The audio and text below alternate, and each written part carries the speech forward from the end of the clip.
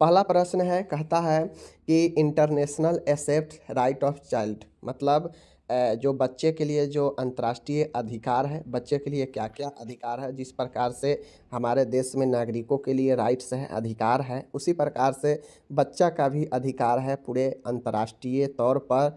अंतर्राष्ट्रीय संस्थान के द्वारा जो है इंटरनेशनली एक्सेप्ट किया गया है राइट्स ऑफ चाइल्ड। यह सभी को जो है इसे एक्सेप्ट करना है, सभी देश को। अथवा बच्चों के बेसिक अधिकार क्या है, बेसिक राइट्स ऑफ चाइल्ड, चाहे आपसे बेसिक राइट के बारे में पूछे चाइल्ड का, या फिर इंटरनेशनल राइट्स ऑफ चाइल्ड पूछे, अंतर्राष्ट्रीय बच्चों का अंतर्राष्ट्रीय अधिकार पूछे, या बच्चों के विशेष अधिकार पूछे, आपसे एक क्वेश्चन पूछा गया है, इसलिए हम पढ़ा रहे हैं, ठीक है ना। देखिए क्या होता है, बालक किसी भी देश एवं दुनिया का भविष्य होते हैं, बिल्कुल सही बात है। क्योंकि बच्चा जो होता है आगे चल के ही बच्चा डीएम, एसपी, नेता सब बनता है, अभिनेता बनता है। तो बालक किसी भी देश के या दुनिया का भविष्य होते हैं, समझ गए।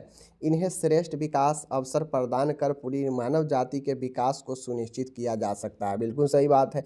अगर आप बच्चे को विकास में अच्छा योगदान देंगे, बच्चे को विकास के अवसर प्रदान करेंगे, तो वह आगे चल के वही बच्चा जो है आपके मानव जाति के विकास को, डेवलप को जो है और बेहतर करेगा, समझ गए।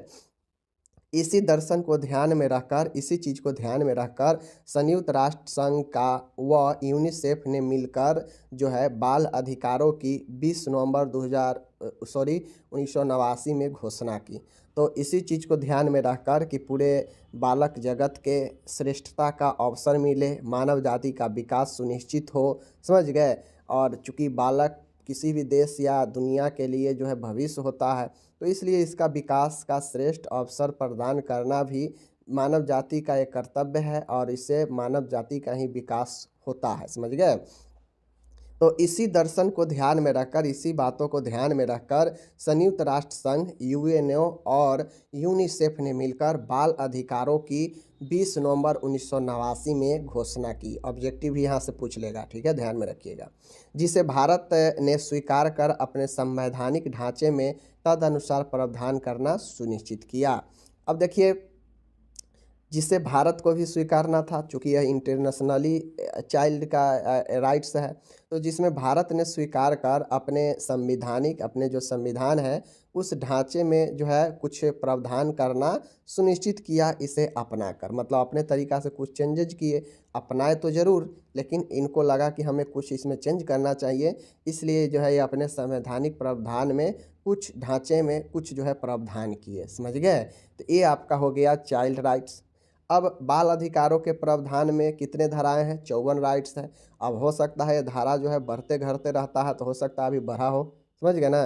तो याद रखिएगा, बाल अधिकारों के प्रावधान में कितने धाराएं हैं ये आप सर्च करके देख लीजिएगा।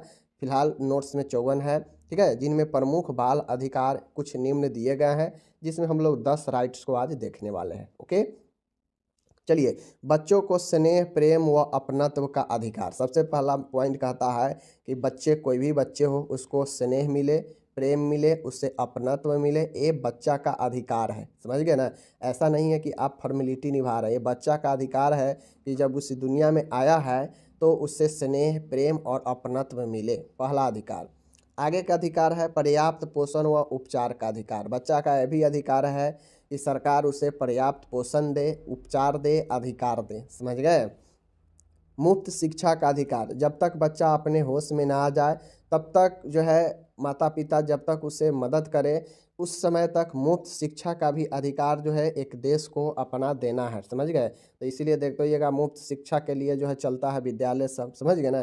पर्याप्त पोषण और उपचार के लिए बहुत सारे कार्यक्रम हैं, मिड डे मील होता है, आईसीडीसी, बहुत सारे प्रोग्राम हैं, इसके जरिए मुफ्त पर्याप्त पोषण दिया जाता है बच्चे को। बच्चे को स्नेह और प्रेम और अपनत्व भी दिया जाना चाहिए, ये अधिकार है बच्चे का, समझ गए ना। आगे चलिए, कहता है माय डियर, खेल एवं मनोरंजन की सुविधाओं व अवसर प्राप्त करने का अधिकार। बच्चे का ये भी अधिकार है कि वह खेल और मनोरंजन की सुविधा व अवसर प्राप्त करने का अधिकार जो है ये चीज़ें है। बच्चा का ये अधिकार है कि वह खेल व मनोरंजन की सुविधा और अवसर प्राप्त कर सके। ये चीज़ याद रखिएगा। अपनी पृथक पहचान, नाम व राष्ट्रीयता का अधिकार। बच्चा का अपना अलग एक नाम और अपना जो है राष्ट्रीयता, नेशनलिटी का अधिकार जो है उसे मिल जाता है। जो बच्चा जिस देश में जन्म लेता है, उसका माता पिता जहाँ जिस देश में रहते हैं, ऑटोमेटिक से उस देश का उसे जो है अधिकार मिल जाता है, पहचान मिल जाता है। समझ गए? तो इस चीज़ को भी उसका पास अधिकार है। ऐसा नहीं है कि जन्म ले तो वह जीवन धरती पर नया आया है तो उसे चक्कर काटना पड़े अपने नागरिकता के लिए, ऐसा नहीं। ठीक है। बाधित विकलांगता, हैंडीकैप्ड की अवस्था में विशिष्ट देखभाल का अधिकार। और बच्चा अगर हैंडीकैप्ड है तो उसे विशेष देखभाल की भी अधिकार है, उसे मिलना चाहिए। आपदा में सहायता में प्रथम वरीयता का अधिकार।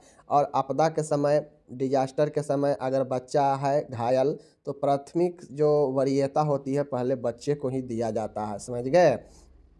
आगे है व्यक्तिगत योग्यताओं का विकास कर समाज का उपयोगी सदस्य बनने के लिए सीखने व शिक्षा का अधिकार। अब व्यक्तिगत योग्यताओं का विकास कर बच्चा समाज के लिए उपयोगी सदस्य बने, इसके लिए सीखने व शिक्षा का अधिकार इसे मिला है। शांति व भाईचारे के साथ लालन पालन का अधिकार। बच्चे को भी शांति व भाईचारे के साथ में लालन पालन का अधिकार जो है मिला है। इन अधिकारों को बिना किसी जाति, प्रजाति, रंग, लिंग, धर्म, राष्ट्रीयता या सामाजिक भेदभाव के सभी बच्चों को प्राप्त करने का अधिकार है। अब ये सारे अधिकार जो है बच्चे को बिना किसी जाति, प्रजाति, रंग, लिंग, धर्म, राष्ट्रीय, समझ गए, सामाजिक भेदभाव के सभी बच्चे को यह सभी अधिकार जो है प्राप्त करने का अधिकार मिला है। तो ये अधिकार को आप 2 बार जो है रिपीट कीजिएगा तो आपको याद हो जाएगा। समझ गए ना? तो ये चीज़ है। ऐसा नहीं है कि आपको सीरियल लिखना है, ठीक है ना? ऐसा कुछ नहीं है कि सीरियल लिखना है। बस आपको ये लिखना है, ये याद रखना है जितना मैंने यहाँ पे दिया है, इसको आप माइंड में याद रखिएगा। ऐसा नहीं है कि बस सीरियल ही लिखना है, नहीं, ऐसा कुछ नहीं है कि सीरियल लिखना है, ठीक है ना? स्पष्ट है कि बच्चों को स्नेह, प्रेम, अपनत्व का अधिकार मिले, मुफ्त शिक्षा का अधिकार मिले, पर्याप्त पोषण व उपचार का अधिकार मिले, खेल व मनोरंजन की सुविधाओं व अवसर प्राप्त करने का अधिकार है। बच्चे को अपना पृथक पहचान और राष्ट्रीयता का जो है अधिकार हो। ठीक है। बाधित विकलांगता होने की स्थिति में विशिष्ट देखभाल का अधिकार है। आपात केस जो है आपातकाल में, समझ गए ना, आपातकाल में सहायता में प्रथम जो है वरीयता बच्चे को देना चाहिए, ये अधिकार बच्चे को मिला है। व्यक्तिगत योग्यताओं का विकास कर समाज के लिए उपयोगी सदस्य बने, इसके लिए उसके पास सीखने व शिक्षा का अधिकार है। समझ गए। शांति व भाईचारे के साथ लालन पालन का भी अधिकार मिला है और इन सभी अधिकारों को बिना किसी भेदभाव को बच्चे को प्राप्त करने का अधिकार है। ऐसा नहीं है कि कोई गोरा है तो उसी को ये सब मिलेगा, कोई काला है तो उसे नहीं मिलेगा, नहीं, बिल्कुल नहीं। ऐसा नहीं है कि कोई लड़की है तो उसको नहीं मिलेगा, लड़का है तो मिलेगा, ऐसा मतलब कुछ नहीं है। प्रजाति, जाति, रंग, राष्ट्रीयता, सामाजिक भेदभाव, इन सब से दूर हटके सभी बच्चे को ये प्राप्त है अधिकार। समझ गए। तो यही हमारा अधिकार है जिसको मैंने आपको बता दिया। 5 नंबर में पूछता है, पढ़ लीजिएगा अच्छे से। और अगर आप इंग्लिश में पढ़ना चाहते हैं तो इंग्लिश भी दे दिए हैं, आराम से आप इंग्लिश में पढ़ सकते हैं, कोई दिक्कत नहीं है, ठीक है ना। चलिए आगे चलते हैं। अब आगे एक प्रश्न है आपके सामने है आईसीडीसी। माय डियर, आईसीडीसी बहुत इंपॉर्टेंट है, 5 नंबर में पूछा जा सकता है आईसीडीसी के बारे में। आईसीडीसी का फुल फॉर्म होता है इंटीग्रेटेड चाइल्ड डेवलपमेंट सर्विस या स्कीम कहिए, ठीक है। इंटीग्रेटेड चाइल्ड डेवलपमेंट स्कीम होता है, समझ गए ना। आईसीडीसी एकीकृत बाल विकास योजना होता है, इसको ध्यान में रखना है। आईसीडीसी एकीकृत बाल विकास योजना, समझ गए ना। इसका उत्तर है एकीकृत बाल विकास योजना 1975 में आरंभ की गई थी। सबसे पहले याद रखना है कि यह योजना कब शुरू हुआ था, लॉन्च हुआ था, तो 1975 में। ओके। इस कार्यक्रम को महिला और बाल विकास विभाग द्वारा कार्यान्वित किया गया है। अब ये भी याद रखना है कि यह कार्यक्रम को कौन सा विभाग जो है लॉन्च किया, तो इस कार्यक्रम को जो है चाइल्ड एंड वुमेन डेवलपमेंट जो है विभाग डिपार्टमेंट के द्वारा महिला एवं बाल विकास के द्वारा शुरू किया गया, ठीक है ना। इस कार्यक्रम के अंतर्गत निम्न सेवाएं उपलब्ध कराई गई है। अब ये जो आईसीडीसी प्रोग्राम है इसके अंतर्गत कुछ निम्न सेवा है जिसको जो है प्रदान किया जाता है। सबसे पहला है पूरक पोषण सप्लीमेंट्री न्यूट्रिशन, समझ गए। रोग निरोध की क्षमता, मतलब रोग के प्रति निरोध क्षमता उत्पन्न हो। स्वास्थ्य निरीक्षण करना, रेफरल सेवाएं, अनौपचारिक स्कूल पूर्व शिक्षा, समझ गए ना। तो यह कुछ जो है यहाँ पे देख लीजिए, ये निम्न सेवाएं उपलब्ध कराई गई है। पूरक पोषण, रोग निरोधक क्षमता, स्वास्थ्य निरीक्षण, रेफरल सेवाएं, अनौपचारिक स्कूल से पूर्व शिक्षा। तो यह कुछ जो है आपको फैसिलिटी है, सेवा है, जिसको उपलब्ध कराया गया है। योजना का उद्देश्य क्या है? इस योजना का उद्देश्य क्या है, चलिए देखते हैं। इस योजना का उद्देश्य है 6 वर्ष से छोटे गरीब बच्चों के स्वास्थ्य व पोषण स्तर को बनाए रखना। इसका उद्देश्य यही है कि 6 वर्ष से छोटे कोई भी गरीब बच्चे हैं उसको स्वास्थ्य और पोषण स्तर को बनाए रखना। बच्चों के उचित शारीरिक, मानसिक, सामाजिक विकास हेतु आधार तैयार करना। आईसीडीएस कार्यक्रम का मतलब उद्देश्य है कि बच्चे को शारीरिक रूप से, मानसिक रूप से, सामाजिक रूप से जो है तैयार किया जाए, मजबूत किया जाए। बच्चों में मृत्यु, रुग्णता, कुपोषण की दर को कम किया जाए। और चूँकि बच्चों में ज़्यादा कुपोषण, ज़्यादा मृत्यु, रुग्णता ये सब होता है, तो इन सब को कम करना इसका लक्ष्य था। बाल विकास के लिए कार्य कर रहे विभिन्न विभागों के मध्य जो है प्रभावी सामंजस्य स्थापित करना। अब चाइल्ड डेवलपमेंट के लिए और भी सारे संस्था, एनजीओ सब काम करता है, तो उन सभी के साथ मिलकर सामंजस्य बैठाना इस जो है आईसीडीएस कार्यक्रम का जो है क्या है, इसके लिए भी यह शुरू किया गया। छोटे बच्चों की माताओं को अपने बच्चों के स्वास्थ्य पोषण के संबंध में सूचना तथा शिक्षा प्रदान करना। अब इसका आईसीडीएस का एक और उद्देश्य था कि जितने भी छोटे बच्चे हैं उसके माता को ही क्यों न जो है उसे शिक्षा दिया जाए कि अपने बच्चे को कैसे स्वास्थ्य के देखभाल और कैसे पोषण का देखभाल करना है, इसका शिक्षा उसके माँ को ही क्यों न दिया जाए।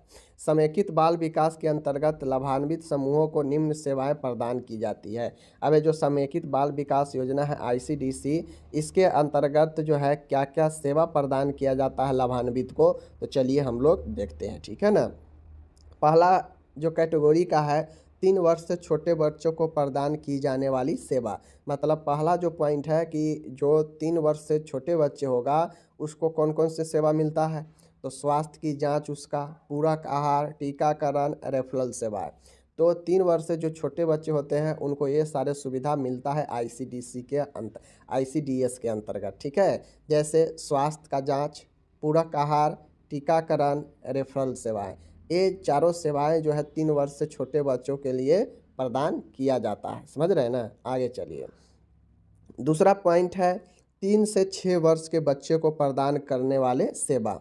अब 3 से 6 वर्ष के बच्चा है तो उसको कौन सा सेवा प्रदान होता है, उसके भी स्वास्थ्य जांच होता है, उसको भी पूरक आहार दिया जाता है, उसको भी टीकाकरण है, इसको भी रेफरल सेवाएं हैं। तो यानी सेम है, ऊपर में भी और नीचे में भी सेम है।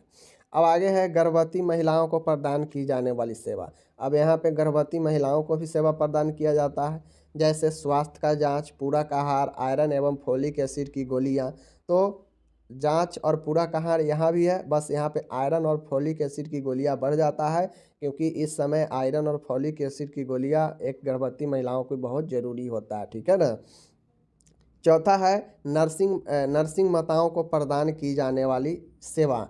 अगर कोई नर्सिंग माता है, कोई जॉब में है नर्सिंग में, और वह भी माँ बनती है, तो उसको कौन कौन सी सेवा प्रदान होगा, तो उसको भी जो है स्वास्थ्य जांच, पूरक आहार, स्वास्थ्य शिक्षा। तो नर्सिंग माताओं को प्रदान की जाने वाली सेवा यही सब सेवा है, समझ गए, जिसके अंतर्गत जो है आपको ये सारे सेवा प्रदान किया जाता है। तो मैंने बता दिया, आप लोग इसको ध्यान में रखिएगा कि कौन कौन से सेवा जो है मिलता है, ठीक है ना, किसको मिलता है। तो 3 से 6 वर्ष, 3 से कम वर्ष, ठीक है, गर्भवती महिलाओं को भी जो है प्रदान किया जाता है, नर्सिंग माताओं को भी प्रदान किया जाता है सेवा। ये सारे सेवा है, और बाकी इसका उद्देश्य क्या क्या था वो बता ही दिए, और इसमें कौन कौन से सेवा मिलता है, सेवा आपको ऊपर में बता ही दिए हैं कि इसमें जो सेवा मिलता है वह होता है पूरक पोषण, रोग निरोधक की क्षमता, समझ गए, स्वास्थ्य निरीक्षण यानी वही स्वास्थ्य की जांच, रेफरल सेवाएं, अनौपचारिक स्कूल पूर्व शिक्षा। तो ये कंप्लीट जो है इतना सारा सेवा इसमें मिलता है, और इसी सेवा को जो है एज के हिसाब से जो है अलग अलग बांटा गया है। बाकी उद्देश्य बता ही दिए कि क्या उद्देश्य था, ठीक है ना। तो नीचे इसका इंग्लिश भी दिया गया है, जो इंग्लिश वाले हैं अपना उसको जो है इंग्लिश में कंप्लीट कर लीजिएगा, यहाँ पे इंग्लिश में भी दिया गया है। ठीक है, तो जो लोग भी इंग्लिश वाले हैं घबराइए नहीं, हिंदी इंग्लिश सब में PDF रहता है जिसको आप आराम से डाउनलोड करके पढ़ सकते हैं, कोई दिक्कत नहीं है। ओके, चलिए आगे चलते हैं। अब यहाँ पे देख लीजिए, कहता है आंत चढ़ना या आंतरीय प्रवेश किसे कहते हैं। माय डियर, आपके सामने प्रश्न है इनटू सस्पेंशन। ठीक है, इनटू सस्पेंशन। ठीक है, इनटू ससेप्शन, इनटू ससेप्शन देख लीजिए, into into susception, into susception. ठीक है, इनटू सेप्शन, इनटू सेप्शन, इनटू सेप्शन, इनटू सेप्शन याद रखिएगा, सीधा याद रखिए, इनटू ससेप्शन। ठीक है, इनटू ससेप्शन याद रखिएगा। अब इनटू ससेप्शन का मतलब होता है कि आंत्र का चढ़ जाना और या भी एक आंत का भाग दूसरे आंत में प्रवेश कर जाना। ठीक है ना, जिसको लोग नहीं कहता कि ये आंत चढ़ गया है। ठीक है, आंत पर आंत चढ़ जाना या आंत में आंत घुस जाना, वही आंतरीय प्रवेश होता है या आंत चढ़ना, जिसे इंग्लिश में हम लोग इनटू ससेप्शन कहते हैं। समझ गए। अब आंत चढ़ना का मतलब क्या होता है, इस चीज़ को समझ लीजिए। आंत चढ़ना या आंतरीय अवरोध, और जब आंत एक भाग दूसरे भाग में चला जाएगा तो आंतरीय अवरोध का हो जाएगा, वो ऑब्स्ट्रक्शन ही हो जाएगा। तो आंत चढ़ना आंतरीय अवरोध का एक प्रकार है जिसमें आंत का एक भाग दूसरी ओर के अन्य भागों में चला जाता है, चाहे छोटी आंत बड़ी आंत में चला जाएगा, समझ गए ना, या फिर बड़ी आंत का ही एक कोई भाग जो है किसी और भाग में प्रवेश कर जाएगा। तो मतलब आंत चढ़ना या आंत अवरोध का ही एक प्रकार होता है जिसके आंत एक भाग से दूसरे भाग में या किसी अन्य भाग में प्रवेश कर जाता है। समझ गए। यह प्रायः बड़े बालकों में शेषांत्र अधरांत्र ओलियोसिकल संधि पर होता है। ठीक है, इलियोसिकल संधि पर होता है। यह जो है प्रायः बड़े बालकों में होता है। समझ गए, जो शेषांत्र और अध्यांत्र संधि पर होता है, जो शेषांत्र और अंध्रांत्र संधि पर होता है, ओलियोसिकल जो है होता है। ठीक है, ओलियोसिकल संधि पर होता है। इसमें होता यह है कि दर्द होता है, उल्टी होता है, रक्त के साथ मल आता है एवं आंतरीय अवरोध भी उत्पन्न होता है। तो यही आंत चढ़ना है। फिगर में आप लोग देखना चाहते हैं तो देख लीजिए स्पष्ट रूप से, मैं आपको क्लियर कर देता हूँ। यहाँ पे देख लीजिए आप लोग, मैं आपको क्लियर क्या करना चाहता हूँ कि जैसे ये बड़ी आंत है, ये हो गया आपका रेक्टम मलाशय, समझे, मल निकलता है यहाँ से एनस से, और यही है आपका बड़ी आंत। ठीक है, ये बड़ी आंत है। अब मानिए कि इधर छोटी आंत इसके अंदर में ही रहता है, छोटी आंत। ठीक है, छोटी आंत इसके अंदर में ही रहता है।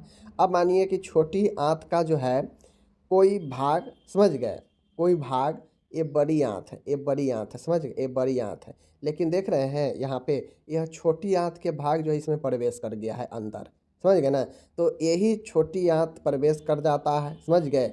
या फिर जो है आपको कि कोई अन्य आंत का भाग जो है किसी अन्य भाग में जो है प्रवेश कर जाता है, चढ़ जाता है, तो उसी को आंत चढ़ना या आंतरीय प्रवेश कहते हैं।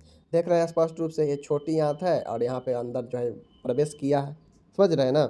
चलिए आगे चलते हैं।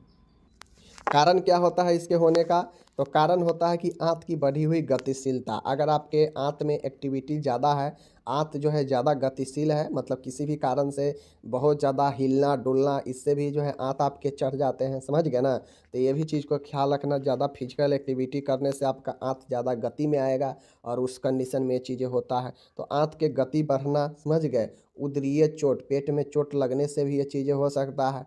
पॉलिप होना, समझ गए। सीलियक रोग जो होता है यह भी हो सकता है, समझ गए। आंत में नली डालना, अगर आंत में नली डालते हैं उस कंडीशन में भी ये कारण बन सकता है। एक्यूट एंटराइटिस, और एक्यूट एंटराइटिस एक बीमारी होता है, तो इसमें ये सारा चीज़ें जो है आपके ये सब कारण बनता है। तो आपके सामने में है, कारण में कुछ खास कारण है नहीं। आंत की बढ़ी हुई गतिशीलता, आंत में चोट लगना, उदरीय चोट, पॉलिप होना, सीलियक डिजीज, आंत में नली डालना, एक्यूट एंटराइटिस, ये सब जो है आपके क्या हो गए, कारण हो गए। लक्षण की बात करेगा तो लक्षण में क्या होगा, आप ऊपर देखे हैं कि उल्टी होगा, पेट में दर्द होगा, आंत में अवरोध इंटेस्टाइनल ऑब्स्ट्रक्शन होगा, रक्त के साथ मलोत्सर्जन होगा, समझ गए। तो ये सब चीज़ें होगा। तो आप समझ गए चीज़ों को। निदान की बात करेगा तो निदान की बात करेगा और लक्षण में और भी हो सकता है, समझ गए।